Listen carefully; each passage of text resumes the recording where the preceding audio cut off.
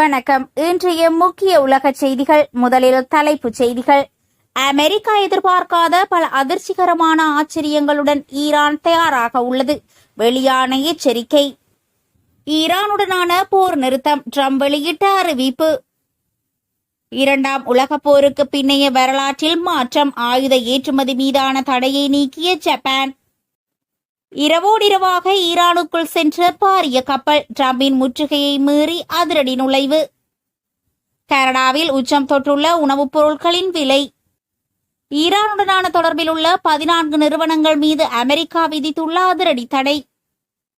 இஸ்ரேலுடனான வர்த்தக ஒப்பந்தத்தை இடைநிறுத்த ஐரோப்பிய ஒன்றியத்திற்கு 3 நாடுகள் அழுத்தம். இஸ்ரேலிய தாக்குதல்களுக்கு மத்தியில் லெபனான் ஜனாதிபதி சமாதான கொடி. இலங்கை கடற்பரப்பில் பயணித்த மற்றொரு பாரிய கப்பலை அதிரடியாக கைப்பற்றிய அமெரிக்கா. ஈரான் புரட்சிகர காவல் படையின் மிரட்டல். அமெரிக்காவிற்கு உதவும் நாடுகளுக்கு பேரிடி. இனி விரிவான செய்திகள். அமெரிக்கா எதிர்பார்க்காத பல அதிர்ச்சிகரமான ஆச்சரியங்களுடன் ஈரான் தயாராக உள்ளது. வெளியான எச்சரிக்கை.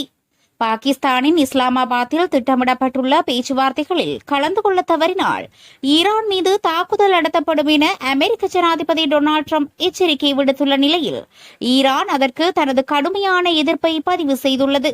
நாங்கள் ஒருபோதும் சரணடையப் போவதில்லை, எங்களை எவரும் முற்றுகையிட முடியாது என ஈரானிய நாடாளுமன்ற சபாநாயகர் முகமது பாகர் கலிஃபாப் தனது எக்ஸ் தளத்தில் பதிவிட்டுள்ளார்.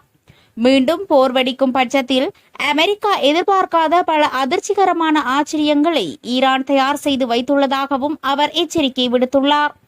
ஈரானின் முக்கிய ராணுவ தலைமையகமான காதம் அல் அன்பியா சாத்தியமான தாக்குதல்களை எதிர்கொள்ள தங்களது படைகள் முழு தயார் நிலையில் இருப்பதாக அறிவித்துள்ளது.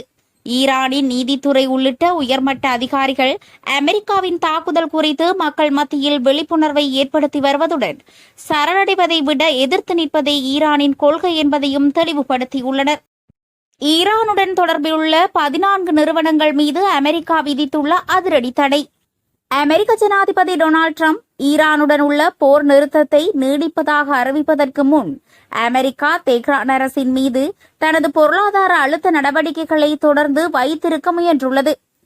வாஷிங்டனில் நேற்று செய்தியாளர்களுக்கு அனுப்பப்பட்ட அறிவிப்பில் அமெரிக்க நிதித்துறை அமைச்சகத்தின் office of foreign assets control Iran, துருக்கி மற்றும் ஐக்கிய அரபு எமிரேட்ஸ் ஆகிய நாடுகளில் உள்ள 14 நபர்கள், நிறுவனங்கள் மற்றும் விமானங்களுக்கு தடை விதிப்பதாக தெரிவித்துள்ளது. இவர்கள் ஈரான் அரசின் சார்பில் ஆயுதங்கள் அல்லது ஆயுத கூறுகளை வாங்குவதன் மற்றும் போக்குவரத்துக்கு உதவியாக குற்றம் சாட்டப்பட்டுள்ளது. இந்த தடை நடைமுறையில் அந்த நபர்கள் அல்லது நிறுவனங்களுக்கு சொந்தமான அமெரிக்காவில் உள்ள அல்லது அமெரிக்காவின் கட்டுப்பாட்டில் உள்ள அனைத்து சொத்துக்களும் முடக்கப்படும். மேலும் நேரடியாகவோ அல்லது மறைமுகமாகவோ 50% அல்லது அதற்கு மேல் உரிமை உள்ள தொடர்புடைய நிறுவனங்களும் இதன் கீழ் வரும். அவற்றை கட்டாயமாக அறிக்கை செய்ய வேண்டும்.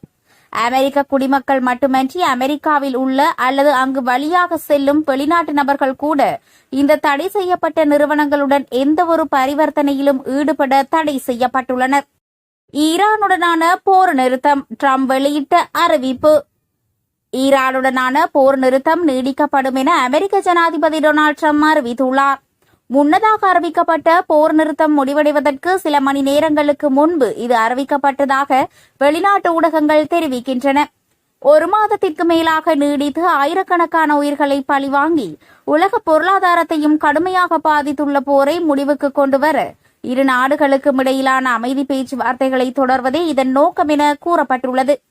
போர் நிறுத்தம் முடிவடைந்த பிறகு தாக்குதல்களை தொடங்குவதாக ட்ரம்ப் அச்சுறுத்தியிருந்த போதிலும் பின்னர் அவர் அந்த நிலைப்பாட்டை மாற்றிக்கொண்டு அமைதி பேச்சுவார்த்தைகளில் மத்தியஸ்தராக செயற்படும் பாகிஸ்தான் விடுத்த கோரிக்கைக்கு ஒப்புக்கொண்டதாக குறிப்பிடுகிறார். அதன்படி ஈரானிய தலைவர்களும் பிரதிநிதிகளும் ஒரு ஒருங்கித்த முன்மொழிவை முன்வைக்கும் வரை ஈரான் மீதான திட்டமிடப்பட்ட தாக்குதல்களை நிறுத்தி வைக்க முடிவு செய்துள்ளதாக ட்ரம்ப் மேலும் தெரிவித்துள்ளார். இரண்டாம் உலகப் போருக்கு பின்னைய வரலாற்றில் மாற்றம். ஆயுத ஏற்றுமதி மீதான தடையை நீக்கிய ஜப்பான். இரண்டாம் உலகப் போருக்கு பின்னைய தனது அமைதிவாத கொள்கையிலிருந்து விலகி போர் விமானங்கள் உள்ளிட்ட அதிநவீன அழிவு ஆயுதங்களை வெளிநாடுகளுக்கு ஏற்றுமதி செய்வதற்கான தடையை ஜப்பானிய பிரதமர் சனாய் கடாய்சி தலைமையிலான அமைச்சரவை நீக்கியுள்ளது. நேற்று அறிவிக்கப்பட்ட இந்த அதிரடி மாற்றத்தின்படி போர் விமானங்கள், ஏவுகணைகள் மற்றும் போர்க்கப்பல்கள் போன்றவற்றை இனி ஜப்பான் ஏற்றுமதி செய்ய முடியும். ஐக்கிய நாடுகள் சபையின் சாசனத்திற்கு இணங்க ஆயுதங்களை பயன்படுத்துவதாக உறுதியளிக்கும் நாடுகளுக்கு மட்டுமே இந்த ஆயுதங்கள் விற்பனை செய்யப்படும் என்று முதற்கட்டமாக ஆஸ்திரேலியா, பிலிப்பைன்ஸ், இந்தோனேசியா உட்பட 17 நாடுகள் இந்த ஆயுதங்களை பெற தகுதி பெற்றுள்ளதாகவும் தெரிவிக்கப்பட்டுள்ளது. இந்த கொள்கை மாற்றம் பிராந்தியத்தில் பதற்றத்தை ஏற்படுத்தியுள்ள நிலையில் ஜப்பானின் இந்த துணிகரமான ராணுவமயமாக்கல் நடவடிக்கையை தாங்கள் கடுமையாக எதிர்ப்பதாக சீனா தெரிவித்துள்ளது. அத்தோடு ஜப்பானின் இந்த முடிவு சர்வதேச சமூகத்தால் உன்னிப்பாக கவனிக்கப்பட வேண்டும் எனவும் சீன வெளிவிவகார அமைச்சகம் அறிவித்துள்ளது. இஸ்ரேலுடனான வர்த்தக ஒப்பந்தத்தை இடைநிறுத்த ஐரோப்பிய ஒன்றியத்திற்கு 3 நாடுகள் அழுத்தம். காசா, மேற்கு கரை மற்றும் லெபனானில் நிலவும் மனிதநேய நெருக்கடிகளுக்கு மத்தியில் இஸ்ரேலுடனான ஐரோப்பிய ஒன்றியத்தின் கூட்டுறவு ஒப்பந்தத்தை இடைநிறுத்துவது குறித்து விவாதிக்குமாறு ஸ்பெயின், ஸ்லோவேனியா மற்றும் அயர்லாந்து ஆகிய நாடுகள் ஐரோப்பிய ஒன்றியத்தை வலியுறுத்தியுள்ளன. லக்சம்பர்கில் நேற்று இடம்பெற்ற ஐரோப்பிய ஒன்றிய வெளிவிவகார அமைச்சர்கள் கூட்டத்தில் பேசிய ஸ்பெயின் வெளிவிவகார அமைச்சர், சர்வதேச சட்டம் மற்றும் மனித உரிமைகளை பாதுகாப்பதில் ஐரோப்பிய ஒன்றியம் இனியும் ஒதுங்கி நிற்க முடியாது என்று தெரிவித்துள்ளார்.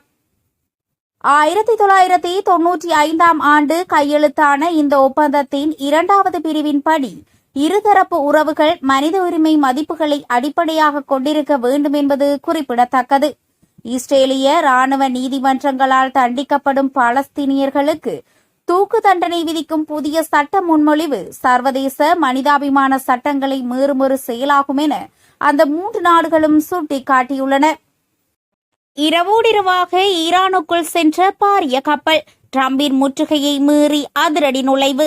ஈரானிய கடற்படையின் செயற்பாட்டு ஆதரவுடன் ஒரு ஈரானிய எண்ணெய் கப்பல் இரவோடிரவாக ஈரானின் கடல் எல்லைக்குள் நுழைந்துள்ளதாக ஈரான் ராணுவம் தெரிவித்துள்ளது. அமெரிக்க கடற்படையின் ஒரு சிறப்பு படையிடமிருந்து மீண்டும் மீண்டும் எச்சரிக்கைகளும் அச்சுறுத்தல்களும் விதிக்கப்பட்ட போதிலும் அந்த கப்பல் தொடர்ந்து பயணித்ததாக தெரிவிக்கப்படுகிறது. அந்த கப்பல் அரபிக்கடலை கடந்து ஈரானின் தெற்கு துறைமுகங்களில் ஒன்றில் உள்ள நங்கூரமிடம் இடத்தில் பல மணி நேரம் நிறுத்தப்பட்டிருந்ததாக ஈரானிய ஊடகங்களில் குறிப்பிடப்பட்டுள்ளது. இந்த அறிக்கையை உடனடியாக சர்வதேச ஊடகங்களால் உறுதிப்படுத்த முடியவில்லை என சுட்டிக்காட்டப்பட்டுள்ளது. இலங்கை கடற்பரப்பில் பயணித்த மற்றொரு பாரிய கப்பலை அதிரடியாக கைப்பற்றிய அமெரிக்கா. இந்தோ பசிபிக் பிராந்தியத்தில் தடை செய்யப்பட்ட ஒரு எண்ணெய் கப்பலை அமெரிக்க படைகள் இரவோடிரவாக கைப்பற்றியுள்ளதாக தகவல்கள் வெளியாகியுள்ளன. குறித்த கப்பலானது இலங்கையிலிருந்து சுமார் 700 கிலோமீட்டர் தென்கிழக்கில் தனது இருப்பிடத்தை காட்டி வருவதாக கப்பல் கண்காணிப்பு தரவுகள் தெரிவிக்கின்றன. நேற்றிரவு இந்திய பெருங்கடலில் அமெரிக்க ராணுவத்தால் இடைமறிக்கப்பட்ட குறித்த எண்ணெய் கப்பல் அதிகாலை திடீரென திசை மாறி குறித்த இருப்பிடத்தை அடைந்துள்ளதாக தெரிவிக்கப்படுகிறது. சுமார் 3 லட்சம் தொன் கொள்ளளவு கொண்ட டிஃபானி என்ற அந்த கச்சா எண்ணெய் கப்பல் தற்போது சரக்குகளுடன் ஏற்றப்பட்டிருப்பதாக மரைன் டிராபிக் தரவுகள் காட்டுவதாக சர்வதேச தகவல்கள் தெரிவிக்கின்றன. இந்த எண்ணெய் கப்பலுக்கு அமெரிக்க சர்வதேச அபிவிருத்தி முகமை தடை விதித்துள்ளதாக தெரிவிக்கின்றது. ஈரான் புரட்சிகர காவல் படையின் மிரட்டல், அமெரிக்காவுக்கு உதவும் நாடுகளுக்கு பேரடி. ஈரானை தாக்குவதற்கு எதிரிகளுக்கு தங்கள் நிலத்தையோ அல்லது வசதிகளையோ பயன்படுத்த அனுமதித்தால் மத்திய கிழக்கு பிராந்தியத்தின் எண்ணெய் உற்பத்தியிலிருந்து சம்பந்தப்பட்ட நாடுகள் விடைபெற வேண்டியிருக்கும் என ஈரானிய ராணுவ தளபதி ஒருவர் எச்சரித்துள்ளார்.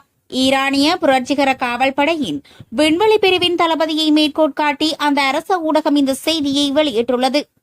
கடந்த காலங்களில் சில பாரசீக வளைகுடா நாடுகள் ஈரானின் எதிரிகளுக்கு தங்கள் நிலத்தை பயன்படுத்த அனுமதித்திருந்ததை சுட்டிக்காட்டியுள்ள அவர், இந்த நிலை தொடர்ந்தால் அந்த நாடுகளின் பொருளாதார உயிர்நாடி கடுமையாக அச்சுறுத்தலுக்குள்ளாகும் என தெரிவித்துள்ளார். எவ்வாறாயினும் அந்த நாடுகளை நோக்கி இந்த எச்சரிக்கை விடுக்கப்பட்டது என்பதை அவர் நேரடியாக குறிப்பிடவில்லை. மேலும் ஈரானின் இலக்கு பட்டியல் தற்போது ராணுவ நிலைகளை தாண்டி விரிவடைந்துள்ளதாகவும் ஐக்கிய அரபு அமீரகம், சவுதி அரேபியா, குவைத், கட்டார் மற்றும் பஹ்ரைன் ஆகிய நாடுகளில் முக்கிய எண்ணெய் வளங்கள் மற்றும் சுத்திகரிப்பு நிலையங்கள் இதில் உள்ளடங்குவதாகவும் அவர் தெரிவித்துள்ளார். கனடாவில் உச்சம் தொட்டுள்ள உணவுப் பொருட்களின் விலை. மத்திய கிழக்கில் நிலவும் ஈரான் போர் மற்றும் ஹோர்முஸ் நீரிணை மூடல் ஆகியவற்றின் நேரடி தாக்கம் கனேடிய நுகர்வோரை கடுமையாக பாதிக்க தொடங்கியுள்ளது. இதுகுறித்து கனடா புள்ளி விவர அலுவலகம் புதிய தரவை வெளியிட்டுள்ளது. இதன் அடிப்படையில் அந்நாட்டின் பணவீக்க விகிதம் மார்ச் மாதத்தில் 2.4% அதிகரித்துள்ளது. குறிப்பாக கடந்த 3 ஆண்டுகளில் இல்லாத அளவிற்கு காய்கறிகளின் விலை உச்சம் தொற்றுள்ளது. கனேடிய மக்களிடையே பெரும் அதிர்ச்சியை இது ஏற்படுத்தியிருக்கிறது. பிப்ரவரி மாதத்தில் 4.1% இருந்த உணவுப் பொருட்களின் விலை உயர்வு மார்ச் மாதத்தில் 4.4% அதிகரித்துள்ளது. காய்கறிகளின் விலையை பொறுத்தவரை மார்ச் மாதத்தில் மட்டும் 7.8% உயர்வு பதிவாகியுள்ளது. இஸ்ரேலிய தாக்குதல்களுக்கு மத்தியில் லெபனான் ஜனாதிபதி சமாதான கொடி. தெற்கு லெபனானில் இஸ்ரேலிய படைகள் தங்களது இருப்பை தக்க வைத்துள்ள நிலையில் ஃபின், ஷெஃபைஸ் உள்ளிட்ட எல்லைப் பகுதிகளில் வீடுகள் மற்றும் கட்டிடங்களை வெடிபொருட்கள் மூலம் தகர்க்கும் நடவடிக்கைகள் இன்றும் தொடர்ந்தன. டயர், சைடான் மற்றும் பெக்கா பள்ளத்தாக்கு பகுதிகளில் இஸ்ரேலிய கண்காணிப்பு ட்ரோன்கள் தாழ்வாக பறந்து அச்சுறுத்தலை ஏற்படுத்தி வருகின்றன. இத்தகைய இக்கட்டான போர் சூழலுக்கு மத்தியில் ஜெசின் மாவட்ட மேயர்கள் மற்றும் அதிகாரிகளை சந்தித்த லெபனான் ஜனாதிபதி இஸ்ரேலுடனான பேச்சுவார்த்தைகள் குறித்து ஆலோசனை நடத்தினார். இஸ்ரேலுடனான இந்த பேச்சுவார்த்தைகள் நாட்டின் பலவீனம் அல்லது விட்டுக் கொடுப்புகளை குறிக்கவில்லை என்று போரை முடிவுக்கு கொண்டு வருவதற்கான ஒரு முயற்சி என்றும் ஜனாதிபதி தெளிவுபடுத்தினார்.